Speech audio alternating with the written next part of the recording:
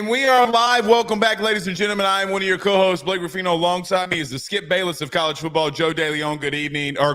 Sorry. We don't do morning shows. Good morning, good sir. Yeah, one-off morning show, and it comes with hilarious timing. I would say and act like this is normal, or not that this is normal, that this is the first time that this has happened. I think we're up to 5 now. 4, 5 fan bases that have gotten pissed off. But here's the more ironic thing. When you get clipped. Yeah. Okay, normally, when you get clipped, it's because of some tongue-in-cheek comment that you make, like very tongue-in-cheek comment. Wait. So I texted you this yesterday. So it's usually someone pulls me out of context. You say 40 minutes of shit that is clippable. No one clips that. And then I make the one offhanded comment at the end of the show wearing an LSU hat. Of all things I could possibly be wearing. Yeah. We're going to get to that. But normally the stuff that gets clipped for me is historically positive about the fan base because people just like me more than you for whatever reason. I will remind you, though, the clip of me saying that A&M had been more relevant over the last 10 years or A&M had been more relevant over the last 10 years than Texas. I went back and looked at that guy's TikTok this morning. 2.9 million views. Does it really have that many views on it? Yes. So I will just say you might have gotten clipped like 5 times, even though and just congratulations to all the A&M media who were able to use this as content this morning. It's not our fault that we gave you 500,000 impressions so that you can have them for your numbers. But I will just throw a little bit of shade. I'm old enough to remember when I was told not to use A&M content for my other shows when you came out with an article about Brian Kelly, but yet you had no authorization to use our content. So I do think that that's a little bit funny. But, Joe, I'm going to let you defend your point on the tongue-in-cheek comment that you made, which was you were talking shit and it got clipped and it was completely out of context. So we will start the show with you defending your point here. Yeah, and also for any media folks who would love to use our clips, quick little link might be a little nice. I know. Typically you're supposed to do that. That's considered to be professional in the media sphere, but sometimes they don't want to give us run, but they give us all the free impressions. So you're welcome for whatever engagement you couldn't get in May on your own. You're welcome. But to the point you're making, didn't see, just very quickly. For all of those who didn't see, on our last episode, Joe said that Kyle Field was like going to Vanderbilt. No. Okay, we're already down the aggregation trail here. I said that Texas A&M was the least daunting home field environment in the SEC, except for maybe Vanderbilt. Okay, so you're comparing them to Vanderbilt. I mean, it's still not comparing them. I'm not comparing them to Vanderbilt. I said that offhandedly, trying to be as obnoxious as possible. And I've got to the point here after the reaction. Talking shit. You were just after the reaction of the Texas A&M fans, and then the support of Notre Dame fans. I kind of stand by it right now, Blake. I cannot wait for that game to be played and for Notre Dame to prove my point right. Because at the end of the day, home environment or not, that game, Notre Dame significantly has the upper hand. I understand that Riley Leonard played for Mike Elko and that he is going to know how to defend him. But Notre Dame brings back a stacked defensive roster. A number of important starters decided to come back instead of leaving for the NFL, like Jack Kaiser, like Xavier Watts. Benjamin Morrison's coming back, and that offense has some of the best weapons that it's ever had in the past 3-4 years under Marcus Freeman. Okay. So I can't wait, Blake, to be proven right when that game kicks off. Okay. We'll get into it. The only thing that I'm going to tell you is 3 things, okay? Do you have any idea schematically what you're relatively going to see with the personnel with Mike Elko? No, hold on. No, you do not. Number 2, Joe, Texas A&M over the last 10 years is 25-7 at home. They have beaten teams that were in the top 10, like Alabama, LSU, and others. I get what you're trying to say. You said last 5 years? No, last 10 years, they're 25-7. I went through a lot of their schedules. I understand that they have the Alabama win. They've got the LSU win. They beat Auburn when they were top 15 at one point. But dude, a lot of those games are them beating like UMass. Okay, like, but so is Notre Dame's, Joe. I mean, like you cannot say that Kyle Field, for all of their weirdness, okay, they are one of. I'm telling you, they go to that place in a top 10 matchup. We're gonna find out. We're gonna find out week 1. Okay, well that's good. That goes to my second point. I agree with you. Ironically, not ironically, but I agree with you. It is Mike Elko's first game. Right, like it. You know what? Hold on. Let's just get into it. Actually, let's talk about this now, and then we'll get to a break before we get to the stuff. Okay. Yeah. I agree with you that it's his first game. I don't think that it matters, dude. Okay, they lost a lot of defensive starters, and they brought in a lot of defensive starters. Nick Scourton is the one that I love, but the rest of those guys, I not enough for me to sit here and say that they're going to play Notre Dame closely in that game week 1. It's going to be within a 10-point game, I promise you. Secondly, Joe, I think that there is something to be said about Riley Leonard missing all of spring and going to have to play catch up in the fall, okay, in reference to taking reps. You're acting like he's not taking mental reps, like he's not sitting there in meetings. Joe, buddy, listen, mental reps are great. I'm not saying they're not great. Okay, but we also saw literally, and I'm not just making this out of the ether. We actually saw this play out with Mike Denbrock 2 years ago. You're talking about with Jaden Daniels. So again, Joe, it could be any OC new quarterback combo. I don't care who it is. Just because it's Notre Dame doesn't change anything for me. Right? Like when you have a quarterback coming in late, there can be disorientation when it comes to a beginning of a game.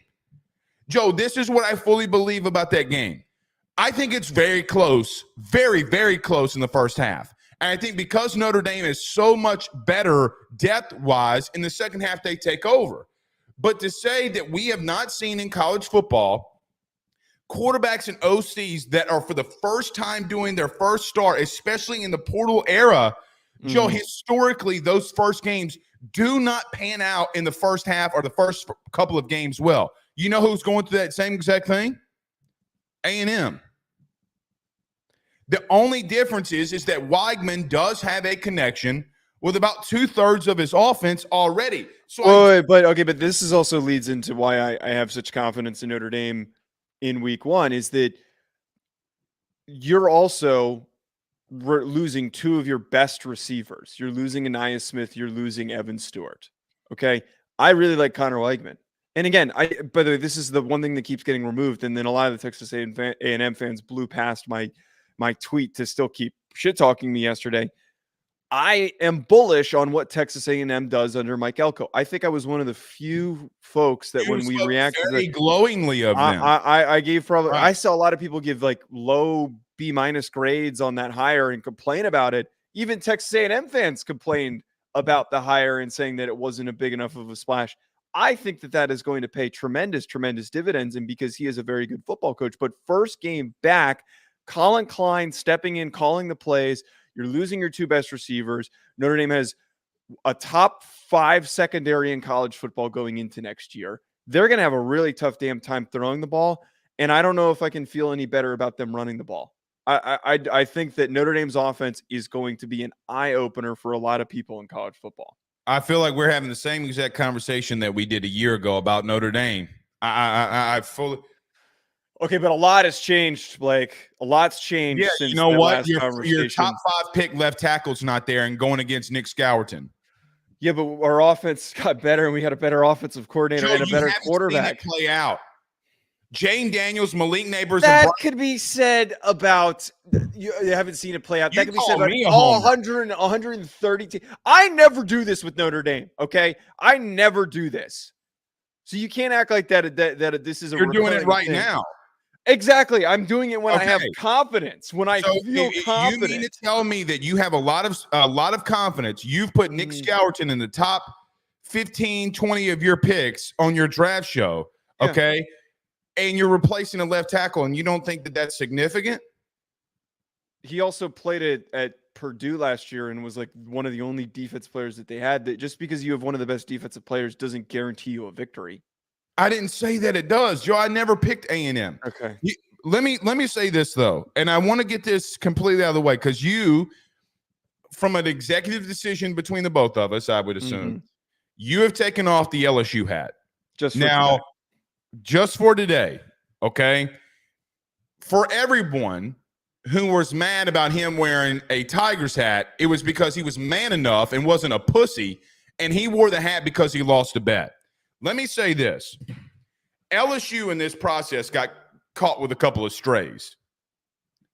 A&M, you're not remotely close on the same level of relevancy as LSU is. You were 10-3 since joining the league against LSU, or we could just say since 2011 when they played you in the bowl game and Tyrann Mathieu picked you off twice, and you looked like dog shit because you had a wide receiver in Ryan Tannehill playing quarterback.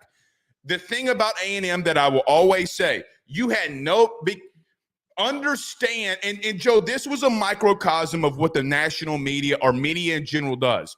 They see you wearing an LSU hat, they're like, he's an LSU fan. Not the guy that has a fucking Joe Burrow poster behind him. No, God forbid. No, not that one.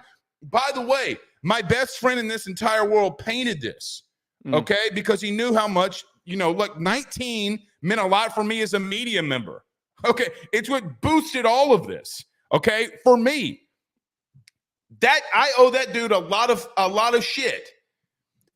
A&M, you're not relevant the way that you think that you're relevant. Now, are you in a top 4 SEC, maybe top 6 now with Oklahoma and Texas being in the league? Yeah, because Joe, I do think wins have to matter, right? Like they come in this conference, they're 4th in the league in wins.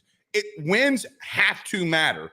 But the bottom line is, and Joe, now I'm going to talk about this from a national perspective. I'm going to get labeled a homer here. I can guarantee you I can make the argument that LSU is better than all of your programs that you're going to talk about. You cannot come to me and say over the last 2 decades, the team that's second in national titles isn't up there in relevancy. By the way, they're second in putting dudes into the draft. In the SEC, they are second in national titles. When you're winning national titles in meat judging, Texas A&M, you're not on the same relevance. Joe, there's been a 5-year span where LSU has won almost 4 national titles in the big sports. Name another school that's done that. I'll wait. Oh, you can't. There is a difference in the program that you're throwing strays at than what you are actually doing. You paid a guy $75 million to walk away because of your incompetency. So I will just say, when it comes to everybody calls me a homer, I look at things through an SEC lens. Well, then come on the show and fucking argue me then, because I've had these arguments with A&M fans for years now. And you cower down like a bitch. And that is that's the final line, and I am at the final straw. You can throw strays, and that's fine. We can talk shit. But reality has to hit you in the face. So we have come to an executive decision today because you were a man of your word, okay? Yes. And you did take the hat off, okay? Good for you for being a man, Joe. Good for you. But I do think that there's got to be something to be said. Joe, Ed Orgeron won a national title here. Ed Orgeron. Les Miles. By the way, Nick Saban had a losing record almost before he came to LSU. Is it the coaches or is it the place? Because I can make the argument when you have buffoons running the ship and we're winning natties, when you're winning natties in meat judging, it's a completely different argument. Sorry for getting riled up, but I hate when that fan base comes at a specific school acting like they got the big stick. Joe, I'm going to tell you a quick secret. Here's some sourcing.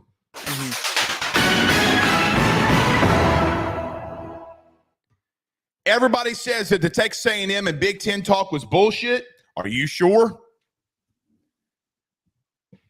Wait, what are you talking about? They are pissed that Texas came into the league. And they're saying, oh, y'all are following us. You're doing what we did. You know, behind deep down door, behind the big back buildings and College Station, that those conversations weren't had. Is everybody sure about that? Because you acted like a little woman. Probably that's a bad way to say it after watching Harrison Buckner yesterday. You were acting like a child in reference to, oh, they're coming to our conference. No shit, they're coming to your conference. I don't. This fan base, for what it's worth, has got to be more real about where they are. The funniest thing. No, you're good. The funniest thing about all this is your statements were far more aggressive, yet I know that they're not going to clip a second. No, you know why? I'm going to make a comment later on in the show, and then they're going to clip me. That's probably what's going to. You know why? Defend what I just said. If you're A&M, defend it. Yeah. No, okay. it's. You know why they don't come? You know why they don't do it anymore? Because they can't defend it. I have had more arguments with A&M fans in the SEC than any other fan base in the country combined. Okay? It is because they think because they beat LSU at Kyle Field, buddy, you haven't won in Death Valley since the Clinton administration. When Bill Clinton was getting head from Monica Lewinsky, that's around the time that you were able to beat LSU in Death Valley. You haven't been able to do it since. I mean, that is historical facts. I loathe when they can't come up with the reality. Sorry for my God. You're off one today. It's 9:00 in the morning. We got more energy on a morning show than we. Oh, I've been ready to go since 12 p.m. yesterday, bud. I've been ready to rock. And by the way, I was very tame on AYS yesterday. Stuck up for you. Got ridiculed. Got people throwing haymakers at me because I'm sticking up for you. What do you LSU fans were, or just normal? You know who was in the chat yesterday? A&M fans. I had more A&M comments after the show ended than anything. Good. Again, I let them be mad. I really to round out everything we're talking about. I don't care. Y'all can keep clipping us, please. Like I love the free publicity. It means a lot to me that at the age of 25, I've done enough to piss off multiple fan bases, and that you guys get this mad when I say things offhandedly. We got a lot we got to get to today, though. This is probably the longest segment. HOF, Hall of Fame College Football with Jason and the coach, said Monica catching strays. Well, yeah. Everybody's going to catch strays. Okay, maybe I went a little too far, but anyway. All right, we do got a lot to discuss. Joe, is UNC going to leave the ACC? We talk about that today. Dabo versus the transfer portal is probably the biggest rivalry in all of college sports. And then we'll wrap it up with Cormani McClain going to Florida. So we got lots to discuss. Okay, I feel better now. I really good. I'm glad. I'm glad. I'm still waking up because it's 7:20 my time, but I'm glad that you feel better. I'm glad that you got that about my life. I feel better about myself. Let's do this. Let's take a quick break. We do got lots to discuss. Is UNC leaving the ACC? Dabo doesn't like the transfer portal. Apparently, Joe, everybody's transfers when they come in, even freshmen. I can't believe you said that. We'll get to it. Yeah, we will talk about that. Let's get to a quick break. Everybody do us a favor by hitting the like and share. If you're on Facebook, YouTube, Twitter, wherever you're watching the show, wherever you listen to podcasts, rate, review, and subscribe. We'll be right back. Stay with us. BetOnline is the fastest and easiest way for you to wager on all of your favorite sports, contests, events with the first-to-market odds and lines. Find reviews for all the news for each league, including Major League Baseball, NFL, NBA, NHL, combat sports, college sports, esports, and even golf.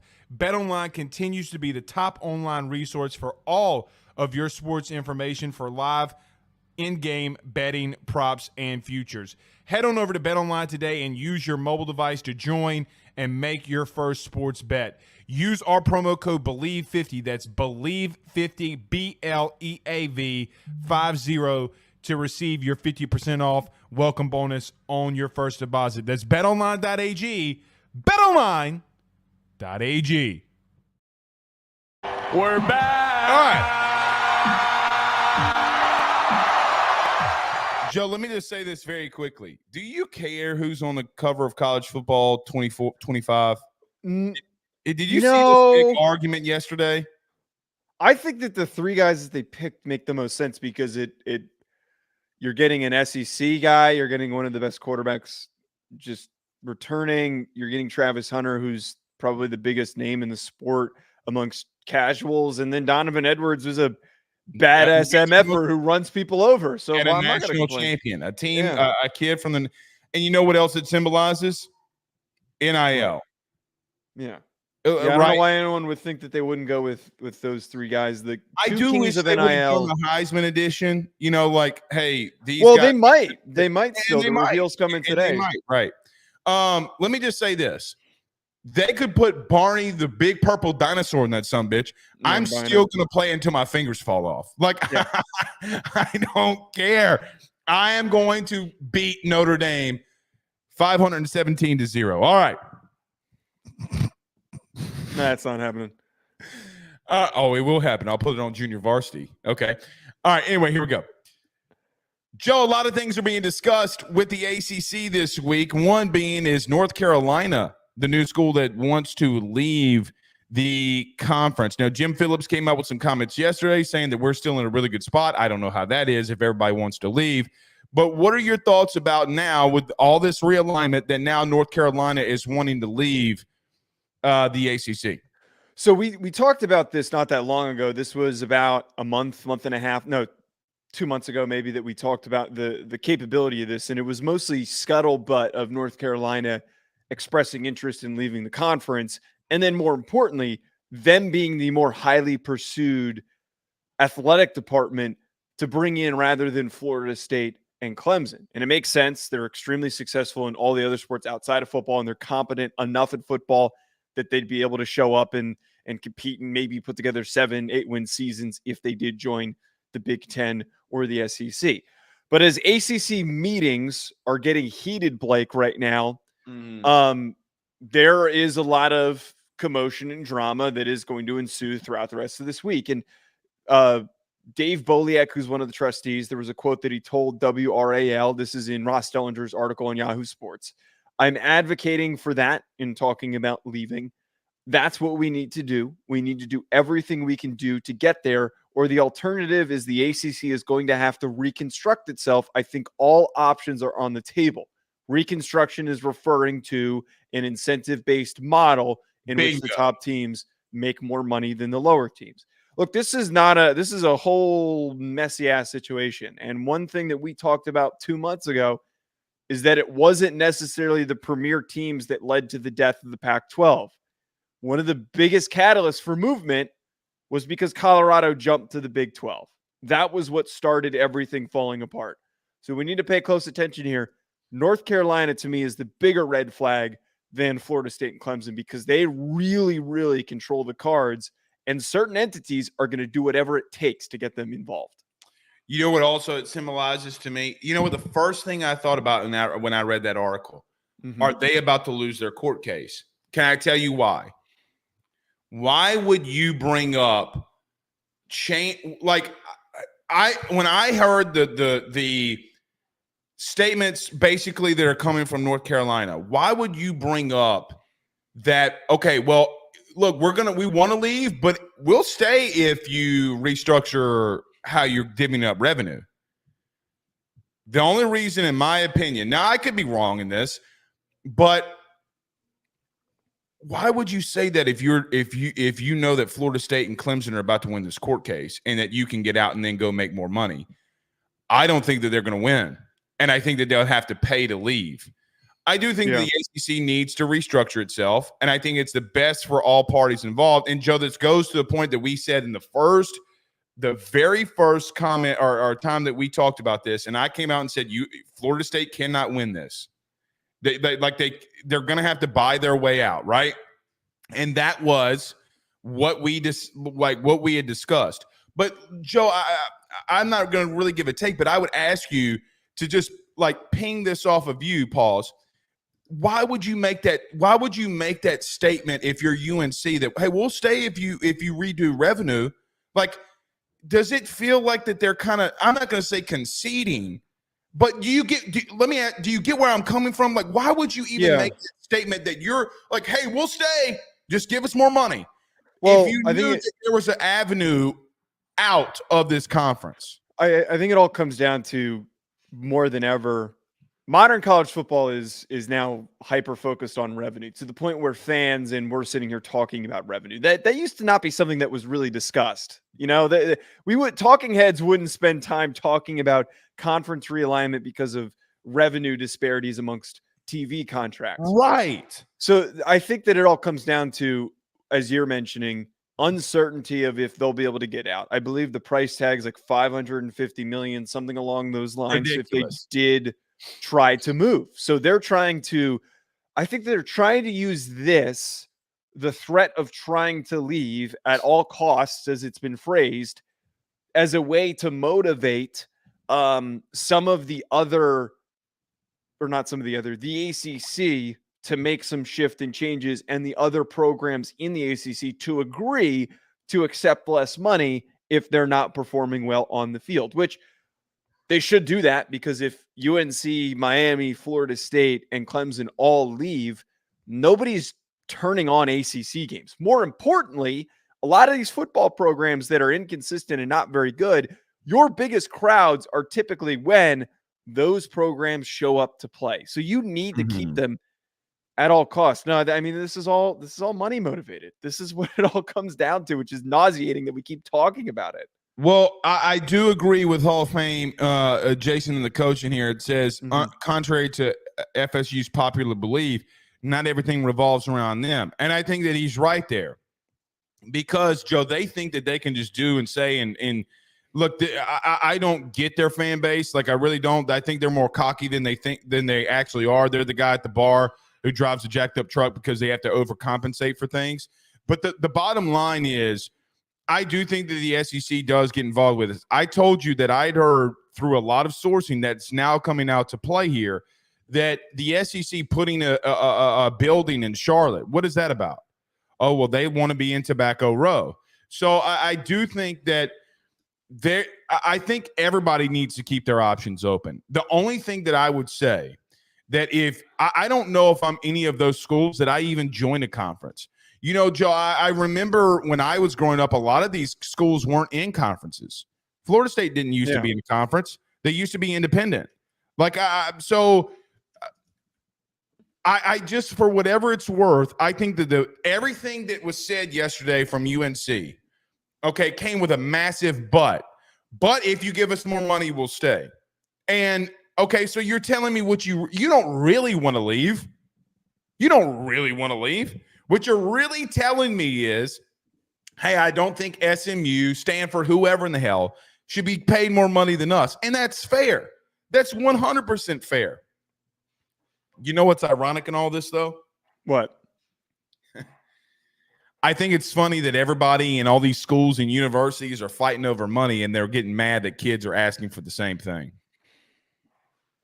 I don't think actually, to be completely honest, I think that we're at the point with how close this settlement case is. By the way, you and I are probably going to have one of our longest, most complicated shows when that settlement comes through. Like, we're going to need to be really read up when that damn thing happens, and like, it's going to be messy. But I think why?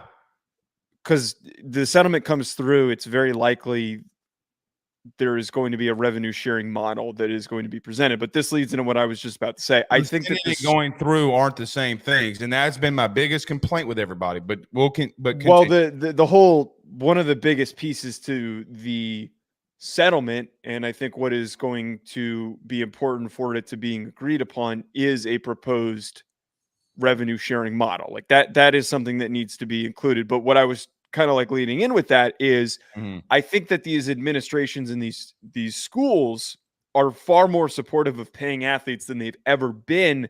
Well, they don't have a choice. Yeah. I think that there is now an aggressive effort that they want to be able to dissolve collectives and bring it all in-house so that they can control what's happening. I just think now it's gotten to the point where it's just fans that are dissatisfied and think it's inappropriate that these kids are getting money, which is stupid. All right, stop. You brought the reason I kept asking you why. Can I ask you a question? Yeah. Do you think Florida State, Clemson, UNC want to leave because they know that there's going to be a TV revenue share and that they won't be able to pay players more than the SEC? Well, okay, so you're hitting the nail on the head. I'm not going to go as far to jump there, but this all comes from the fact that North Carolina has been one of the most successful athletic departments in the country, especially basketball, especially what they've done in all the Olympic sports. And they clearly feel that they're not getting anywhere near the amount of money. I believe that they're just barely clearing with the amount of money they're making. So to that statement that you just, that last sentence you just said, now we're getting to the crux of what this really is all about, right? It's pure speculation. Like, we don't have sourcing on this, but I mean, we're speculating. We haven't spoken to anyone. We're speculating. Oh, okay. I see what you're saying with that. But their actions, though, what I was trying to say was their actions, though, are showing, hey, this is what I think Clemson, Florida State, UNC. This is how I think a meeting went with them. You ready? Mm-hmm. Hey, look, this case in the House with the NCAA is about to go through, and we're going to have to do a TV revenue share. Well, why would kids go to Florida State if we got to do TV revenue share? Okay. Why would they come here and not go to somewhere in the SEC when they're going to make more money? And if you think that kids are making a lot of money now, oh, buddy. Joe, did you see the model of 85 scholarship players with a kid in the SEC might make? $244,000 a year. I mean, we never talked about the walk-on thing, which is, I mean, that's a whole nother. There's so much that's been happening over the past couple of weeks. But you're right, though. I think that's the whole point here, is that these top programs in the ACC are looking at it not so much as we can't afford it, as we don't want to lose a step. We still want to be able to compete and be at the highest level. And right now, it does not feel like the ACC is setting us up for that. And as much as we could argue Florida State missing the playoff was indirect or directly related to all this, it's at least an indicator of you are not preparing us for the future of college football. We are operating like this is 2010, and this athletic conference is not geared up for 2030 and beyond, where athletes are going to be making a lot of money, and we need to be able to have the money and the funds to pay the right kids that are going to improve our branding, that we're going to win national titles, we're going to go to the playoffs, we're going to have kids in commercials, and we're going to be face forward everywhere. I mean, Caitlin Clark's a great example where nobody talks about Iowa. People made fun of Iowa until she did what she did. She's in State Farm commercials. It's Paul's right there. Paul's right there. Yeah. 3 months ago, I led off an LSU-centric show with Caitlin Clark because there were articles that did not go viral in reference to Fox legitimately trying to give her TV revenue money, okay, to keep her at Iowa because of how much money that they were making. I talked about it for like 30 minutes. Joe, people were leaving. They didn't care. And now they're coming back and saying, like, I had a comment from an episode that I clipped 3 months ago. I had 5 comments on YouTube yesterday about this. Sorry that we didn't agree with you. Like, and I was like, damn, this is the first time in my career that somebody's gone back to a video and said, sorry, we didn't agree with you. I know what I just said was very, people are going to say it's conspiracy theorist-esque. It's not conspiracy theorist-esque. It's what we have talked about throughout this entire process. So to wrap this up in reference to UNC, Clemson, Florida State, I'm going to throw this your way to them again, though, Joe. Are you still 1,000% positive that you're going to make the same amount of money if you go somewhere else? Because let me just tell you this. Let's just say the Big Ten, the SEC add these teams. Either one or two things will happen. Okay, the schools won't vote you in because they're not going to get the same amount of money that they have, or you're going to have to go a couple of years while, by the way, paying, okay, multi-year $550 million worth. Like, for example, SMU comes in the ACC. They don't get TV revenue share. There's no precedence now that you're doing TV revenue. Joe, I do think, you know what's ironic about this? I do think that this could help settle realignment. Let me tell you why. Why, if I am because I heard today that, yesterday, that SEC presidents of those universities met. You know what that conversation revolved around? Realignment. UNC. Okay. Well, correct. And you know what? No president or AD is going to want to bring in other schools if that means that their money goes down. ESPN has already come out and said, hey, listen, we're not giving you more money. So if you bring other schools in, you're going to have to figure that out yourselves. We're not giving you any more money.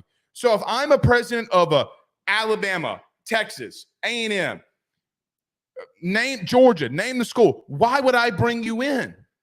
Because now I have to share that TV revenue money with players. Now my budget goes down. Why would I even remotely bring them in? Well, I think ultimately that North Carolina is the most unique in all this, and why I think that this is the much bigger catalyst than Florida State. Okay, cut North Carolina. But I think that they're unique, though, is because they're going to enter these basketball and all that. But they entered with leverage in these negotiations that they're not going to have to deal with this. Correct. That's a very good point. That's bad on my part. Let's cut that for a moment. Florida State.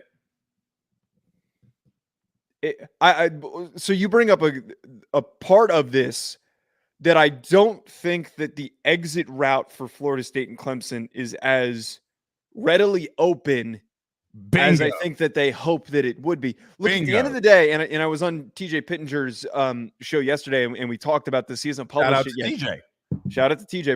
Appreciate him having me on. He's a fan of the show. His work is awesome as well. I just talked about and said, and we kind of talked about with this, is that I completely just lost my train of thought because we're talking about the realignment of Florida State. Jesus Christ, what the hell? I can't lead you in any better than that. I don't remember what I was just about to say. But Florida Texas A&M fans stole your thoughts. Yeah, honestly, they did. North Carolina, God damn it, I hate doing more. Basically, all right. Go ahead. Basically, here's my thought on this. Mm-hmm. Do I think that they can leave?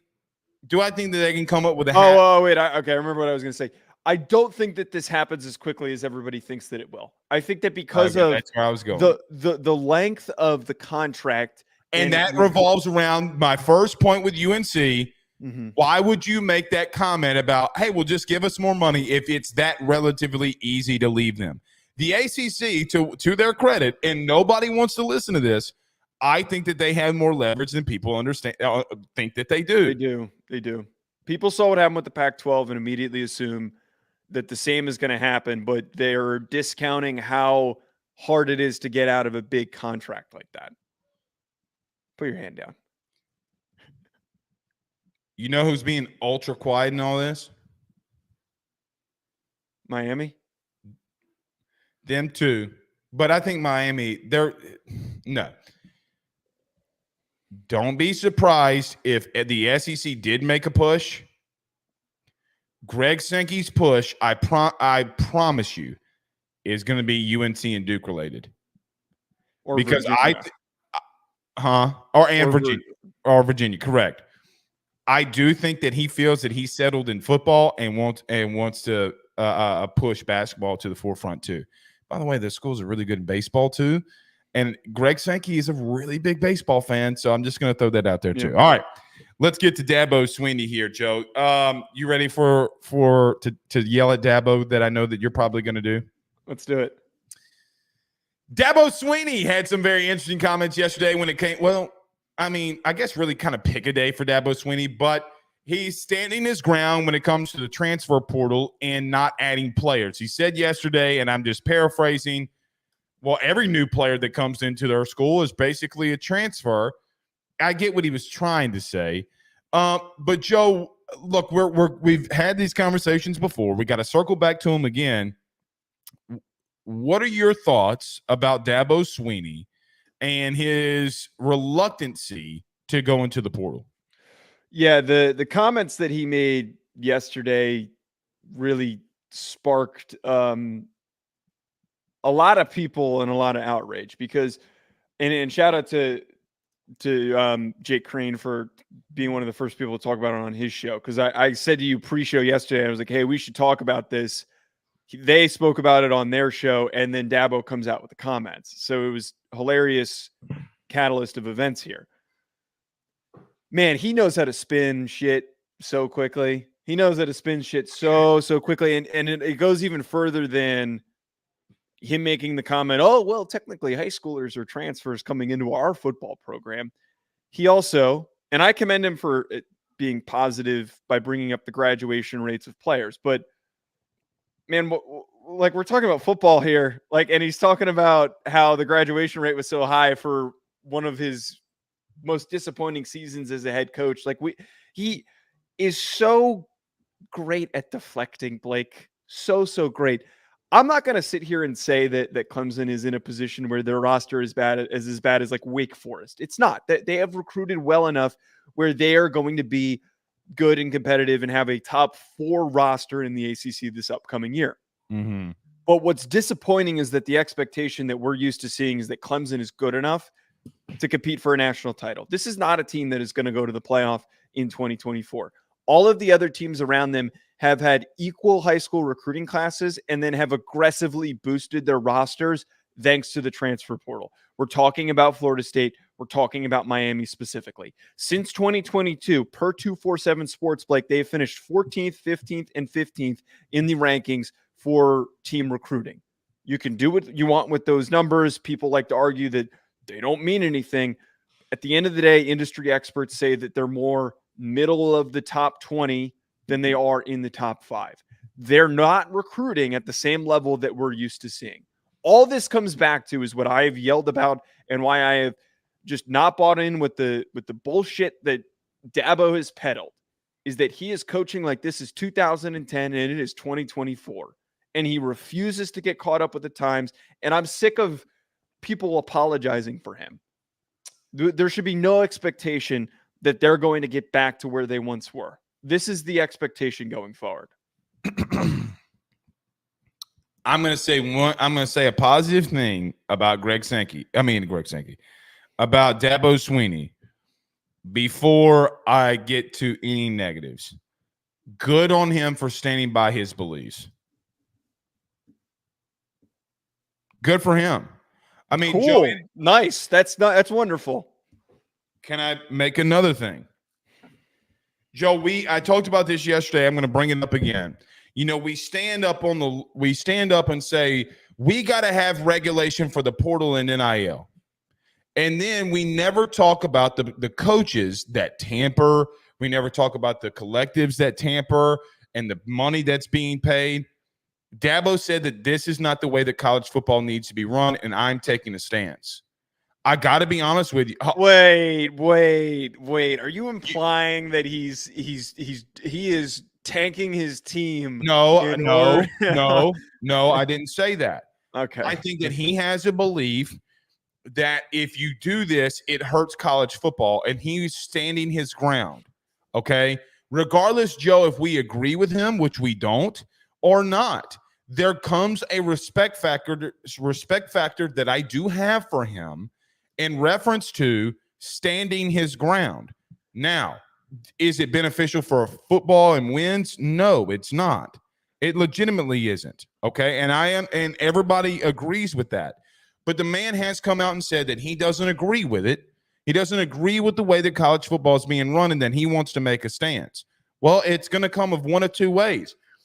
Either we're going to see, okay, which I think that they can be competitive like every third year, maybe. And we've had this conversation before.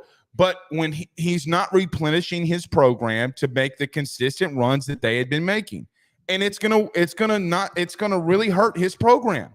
I do think that they're dipping, and I do think that there comes a point where if you're Clemson and say, well, if Dabo doesn't want to get in the new age of college football, Joe, I'm going to say something. I don't know if Dabo doesn't need to be, I don't know if the fan base doesn't need to have the serious conversation to themselves if they don't need to move on from him. I think Dabo's a great coach, by the way. I really do. Joe, before was a great no, coach. is. You don't just stop being a bad coach. Joe, he did. The reason he's not having success is because he's not doing what everybody else. He hasn't changed. Just well, and but it's everything that has led to this stuff where Joe, it doesn't change his recruiting. It doesn't change his philosophy. It doesn't change his X's and O's. It doesn't change how he out schemes people. Like we take his inability. I point to everything, Blake. I point to recruiting has taken a step back. There is no activity in the transfer portal. And the biggest problem that hasn't really gotten talked about enough is his efforts in hiring coordinators has been horrible since Venables left. I mean, going out and getting Riley was, the talk of the offseason. It was, and it fell flat on its face. Like that hire has not paid anywhere near the return when they had a 5-star quarterback. Riley turned Duggan, a 4-star, into a Heisman Trophy candidate, and Cade Klubnik was up and down all over last year. And they have there's no receivers that are really necessarily being enticed to come in. Now, in his first starting year had an off year. Who would have ever thought that would happen? I mean, look, all I'm saying is that I don't see where the version of him. Question? Why is it that Quinn Ewers gets the benefit of the doubt and Cade Klubnik doesn't? I'm not saying that Cade Klubnik doesn't get the benefit of the doubt. This is more of a Garrett Riley point. This is but my point is Duggan was a 5th-year quarterback. I mean, this kid is Joe. He just turned 21. Duggan was literally contributing to his 401k. He was about to get his AARP card. He wasn't that old. He wasn't that old. He's 25. He's not 25. Look how old Sam Duggan is. Max Duggan. He's 23. Settle down. He's 23. He was 21. He was 21. He was 22. His birthday is, when is his birthday? March 12th, 2001. So that means he'd have been 22 when they played a national title game. No, 2 years ago, he would have been 21. Oh, yeah, right. Damn. God, where's the time flown? He's still old as shit. I think you bring up a really good point. And actually, it's not even a point. I have been saying this. Coaches get passed by sometimes, man. It doesn't. Not everyone's Nick Saban. Not everyone has unlimited sustained success. Okay,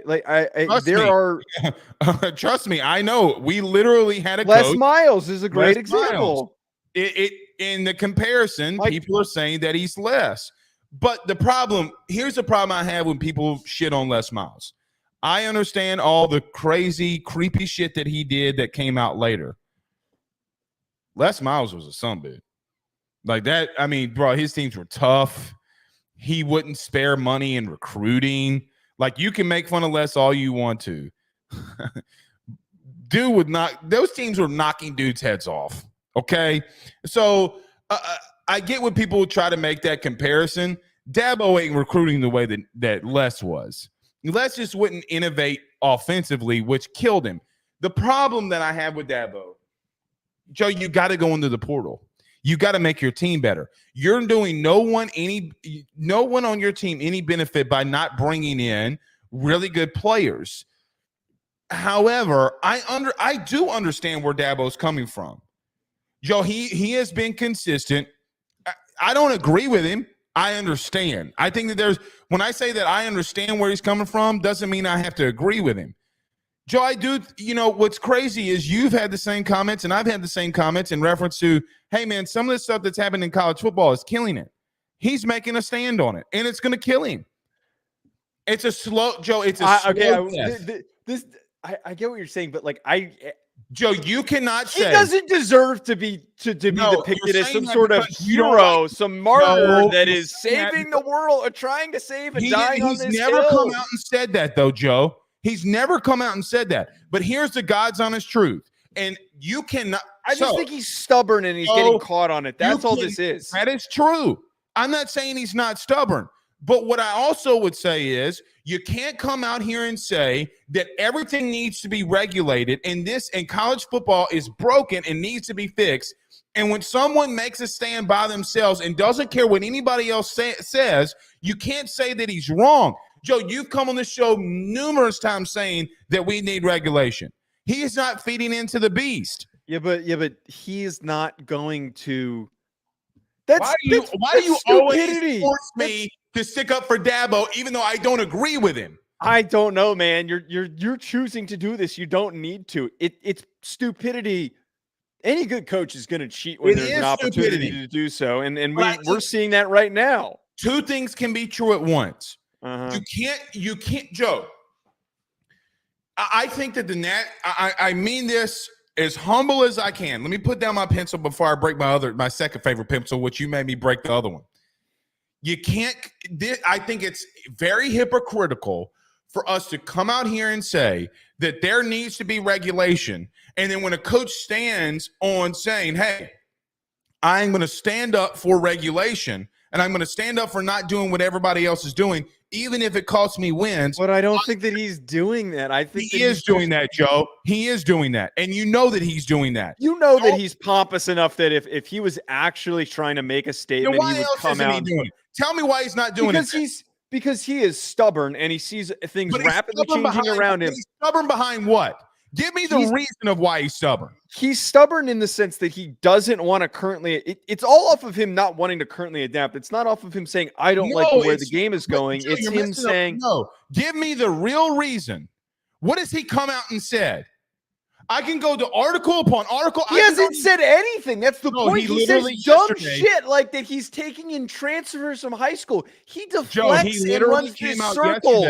He doesn't answer any question. No, he literally came out yesterday in the full segment and said, I think, I'm quoting, I went and pulled this up. I think college football is broken, and I am not going to feed into it. And I agree with that statement. Cool. He thinks he's a martyr and he's going to die on that hill. Good for him. Everybody that has taken a stance that was unpopular, when we look back in history, Joe, do you agree with him? Is college football broken? Yeah, it is. But okay, stop right there. Stop, please, stay with me. Does there need to be regulation? Yes or no? Yeah, there needs to be regulation. Okay, so then what did he say that was wrong? He had a very vague, overarching statement that he made. It's an excuse. It's an excuse. He doesn't believe that. I agree, and that's where I say two things can be true. He's not benefiting the guys that he recruited to get there, okay, to make his team better. I agree with that. But the statement that he's making is not wrong. No, it's not wrong, but he's doing the bit that he's done over the past couple of years throughout this progression of just he's making excuses as much as he can. Are you going to the football side of it very quickly because we got to get to Cormani McClain? Are you surprised that they're second on FanDuel, Bet Online, all Caesars, all these places? That is free money to bet against them. I mean, they're number one. Right, let me ask you a second question. Why do you think Clemson's second in the betting markets? I think that enough people see Clemson and they put money down, and I think that there's not enough action on those bets at the moment that the markets are just shifted. It's going to change. It's going to change. I don't think it's off. But why would the line open like that? I don't. I mean, it's been open for a bit. But that's what I'm talking about. What are they? Let me ask you this question. What do they do? What do they know that we don't? Nothing. I just think that it's. Can they get to 10 wins? No. They have one of the hardest schedules next year. All right. Can we look at it very quickly before we talk about Cormani McClain? Yeah. I gotta be out at 10 though. All right. Stanford, Wake Forest, NC State. Oh shit, they still open up with Georgia. Never mind. All right. Which we talked about on Monday. Okay, you're fucked. All right, you want to get to Cormani McClain? Yeah, let's hit it. I completely forgot about Georgia. Cormani McClain committed to Florida yesterday. Actually, it's kind of ironic that he committed to Florida after a DB's coach actually left there, but that's neither here nor there. Your thoughts on Cormani McClain going to Florida after leaving Colorado? Yeah, very interesting piece to this. He's a walk-on. Obviously, that doesn't really mean anything in the current He's scope. a walk-on? Yeah, he's technically a walk-on, but he's getting NIL. The amount of money that these kids get as walk-ons. How did I miss this? It was very underreported. It was a very underreported part of it. It was written in the number of articles that were written on Cormani's decision to go to Florida.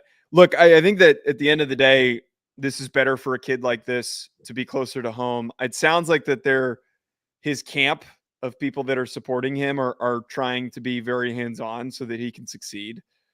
He's a former 5-star. I don't know if he gets on the field this year, though. I don't know if that he is going to. Secondary is horrible. That secondary is so bad. Yeah, they might need to play him. Yeah. I think it's good for both sides because it's low risk on both ends. Well, and you can cut a walk on, right? Like you don't. You can cut the kid. I'm going to throw this out there because I think that we're talking about an 18-year-old kid that got thrown under a bus by a guy that me and you both have said isn't a coach. He's a player in Deion.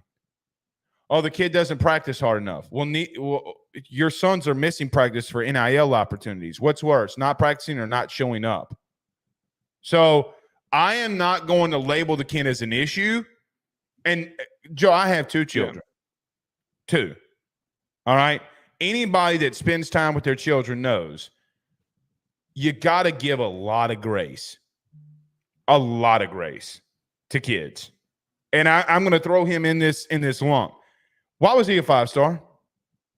He's extremely gifted. Okay. We can't throw the baby out with the bathwater, pun intended. Okay. When somebody goes well across country to a program that we have both said is dysfunctional, and that Florida secondary is very dysfunctional. Joe, I'd start him. I'd play him. I'd play him. I'd throw him out there. They got nothing to lose. They got nothing. Literally, like, for example, you go up against Miami week 1. Cam Ward starts going off on you. You tell me you're not going to give Cormani McClain a chance. And here's another thing. Why didn't Deion? You were the worst secondary in the country, and you're blamed. Joe, if anybody else would have done this, we would have literally started off the show with this during the season. Yeah. Colorado was the worst secondary in the country. Literally. The worst secondary in the country. Deion came out after a post-game press conference when someone asked him about Cormani, and he says, well, he's not ready. He doesn't practice or play hard enough. Coming from a guy who legitimately told NFL franchises he wouldn't be there, sometimes kids don't practice well and maybe they play well. Maybe they need to learn. Maybe you need to teach them. So you can't tell me that the worst secondary in the country that you won't even give a kid a shot, I'm out. Let's see what the kid can do. I'm giving him the benefit of the doubt, like you're talking about here. I think that there's a path for him to succeed. And I think what makes me feel a lot better about it is that he's landing back in the state. I actually kind of would have hoped that he ended up at I think Central Florida and South Florida, or one of the two, was brought up as a potential landing spot. I kind of wanted him to end up somewhere little more under the radar, kind of like the Kyle McCord type of a deal, where more under the radar, a little closer to home, that nobody's really going to be generating and giving him a lot of negative pub. And the only thing that sucks about this is he's going to a program where there's going to be so much negativity directed at Billy Napier this year because of the expectation that he needs to win, and he's facing one of the hardest schedules in the country. It sucks for him that he can't go to a stable environment. That's the only part that I'm a little grossed out on, that Cormani can't be on a coaching staff that's been around for a few years, that has had some success, that that he is going to fall into a position. Where that comes from? It comes from Deion saying how bad the kid is. I know. I'm not trying to allow his comments sway me, but I just think in general, when talented players transfer, you would hope that they go to a spot where they find consistency. Right. So we've literally seen, I'll use this as an example. Literally the team in the NFL that you root for, Darren Waller. Like when do we come? Like, we look at this as a black and white issue, not meaning race, but black and white issue that people can't grow. Joe, Yes. I'm much more mature now than I was 18. Yeah. So, all right. We will see y'all again on Sunday. Hopefully the Tigers sweep the Ole Miss Rebels. We really need it, but regardless. All right. We'll see y'all on Sunday. Y'all have a good one, man. Peace.